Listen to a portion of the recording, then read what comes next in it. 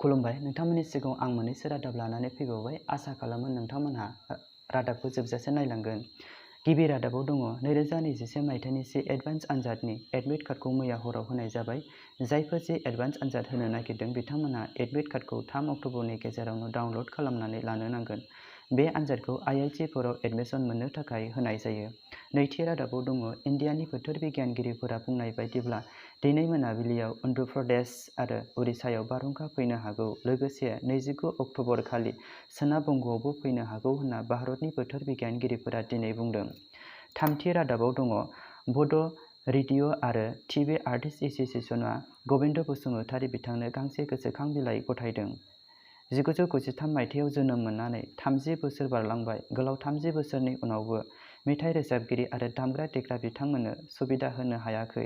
बेनिखायनो आर'ज बिलाइखौ गथायनो गोनां जादों होननानै बड' रेडिअ' आर्टिस्ट एस'सिएशनआ खौरांगिरिनि सिगाङाव फोरमायथिदों।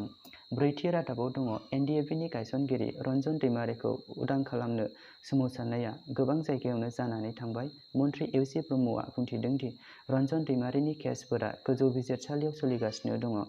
बिथांनि केसफोरा मोनसे समाधानाव फैनानै उदां अख्राङाव सौफैगोन होननानै खौरांगिरिनि सिगाङाव फोरमायथियो। बाथि रादाबाव दङ क'क्राझार जिल्लानि सान्दामारियाव थानाय बड'फा कालचारेल कमप्लेक्सआव BTRनि लेङाइ मावफुं सोद्रोमा गबिन्द बसुमतारी बिथाङा दिनै सिनियर सिटिजेन्स फ'रामनि न'ब्लां बेखेवनानै होदों। द'थि रादाबाव दङ 1986 मायथाइनि दिहुनजानाय आलायारन सावथुनखौ लाबोफिननो हानायाव आलायारन सावथुननि गुबै फावगिरि अमर नार्जारी बिथाङा BTRनि सरकारखौ साबायखर बावदों। लोगोसे ओंखारजेन्नाय सान गोरलैयानो आलायारननि ओंथि बे बाथ्राखौ खौरांगिरिनि सिगाङाव फोरमायथिदों। दिनैनि रादाबा एसेनोसै। गोजोन्थों।